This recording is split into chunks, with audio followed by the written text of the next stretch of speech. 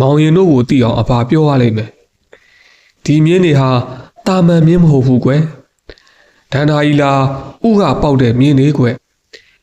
အခုခြံထဲမှာရှိတဲ့အကောင်တွေကအကောင်ကြီးသွားပြီဆိုတော့ဒဇိမ့်လူကိုင်းလို့မရတော့ဘူးကဲခဏထိုင်ကြအောင်ကွယ်မောင်ရင်တို့ကိုအဖပြစရာရှိတယ်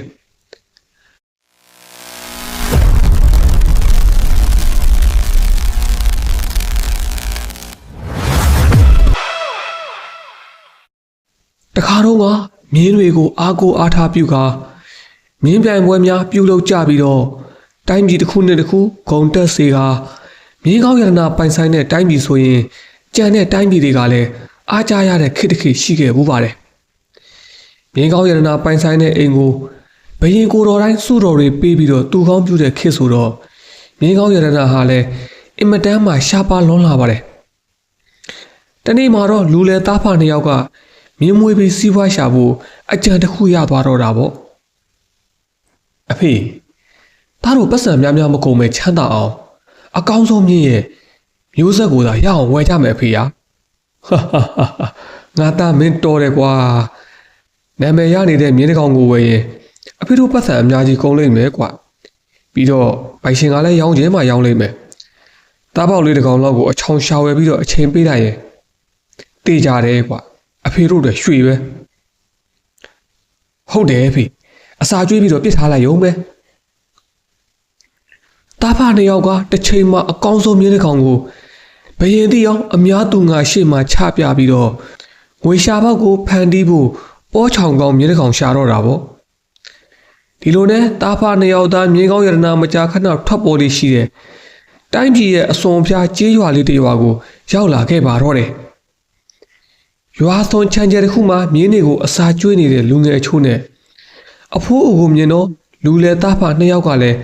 အာရဝမ်းသာအနားကိုကတ်သွားပါလေရောဗျာအဖိုးမြင်းတွေကကောင်းလာကြည်လားဗျာအဖိုးတို့ရောင်းဖို့ဝေးထားတာလားဩမဟုတ်ပါဘူးကွယ်ဒါဆိုရင်တော့ဒီနေရလူတွေမဟုတ်တော့ဘူးခရီးသွားတွေပဲထင်တယ်လာခဏနားကြပါအောင်ရတယ်ကိုကြီးကျွန်တော်တို့ကမြင်းကောင်းရတနာရှာနေတဲ့သူတွေပါ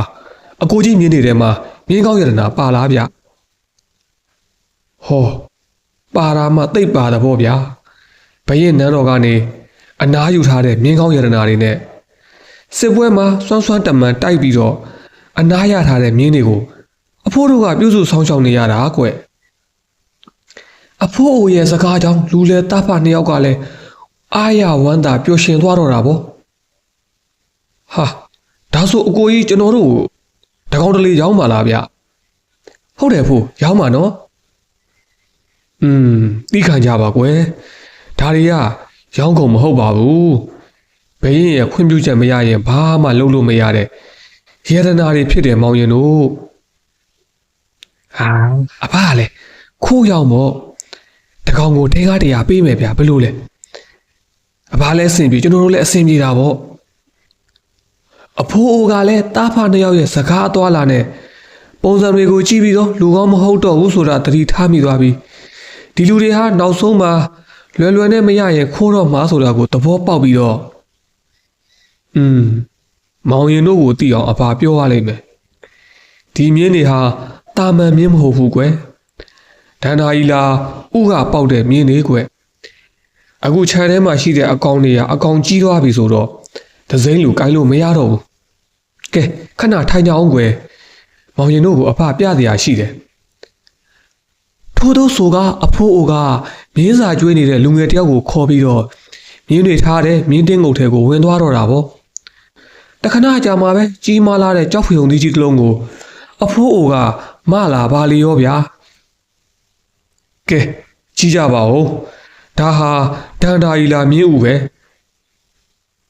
လူလေသားဖနှစ်ယောက်ကလည်းဒန္တာကြီးလားမြင်းဥဆိုတာကြီးကိုအထူးဆန်းကြည့်ပြီးတော့လောဘတက်နေတော့တာပေါ့မောင်ရင်တို့ကိုကြည့်ရတာလူကြီးလူကောင်းတွေထဲလို့အဘကပြောပြတာဒီမြင်းဦးကြီးဥတာကိုနန်းတော်ကိုအကြောင်းမကြားရသေးဘူးကွအဘနဲ့ဒီကလူငယ်9ယောက်ပဲသိတယ်အဲ့ဒါကြောင့်ဒီကလူတွေအကုန်လုံးစိတ်ကျေနပ်အောင်ငွေပေးနိုင်တယ်ဆိုရင်တော့ အဘမြင်းဦးကြီးတော့ရောင်းပေးနိုင်တယ်မောင်ရင်တို့ဟာဝမ်းသာလိုက်တာဗျာကျွန်တော်တို့ကလည်းအကောင်ပေါက်မှာပုံစံသွင်းပြီးတင်ပေးရတာကိုပိုကြိုက်တာကျွန်တော်တို့ပေးတဲ့ဈေးကလည်းမနှဲစီရပါဘူးအဘရာဒီလိုနဲ့ဒန္တာကြီးလာရှားပါမျိုးနွယ်ဝင်မြင်းဦးကြီးမို့စိတ်ကြည်နှံ့အောင်လူတယောက်ကိုဒင်းကား100ပေးပြီးတော့ဝမ်းသာအားရနဲ့မြင်းဦးဆိုပြီးကြောက်ဖျုံသီးကြီးကိုယူကပြန်သွားကြတော့တာပေါ့တလန်းလုံးခရီးကပန်းကြောက်ဖျုံသီးကြီးကိုလည်းလူမမြင်အောင်အဝတ်နဲ့ထုတ်ပြီးတဲနေရတော့ပို့ပြီးတော့ပင်ပန်းလာကြတော့တာပေါ့အဖေထေးကား600ဆိုတာမြင်းတစ်ကောင်ကောင်းကောင်းရှာဝယ်လို့ရရနော်တားတို့ပေးခဲ့တာများနေပြီလားမသိဘူးဟာမောရတယ်တဲ့ငါသားရဒါကတာမန်မြင်းမဟုတ်ဘူးလေကွာနာမည်ရတဲ့မြင်းကွာ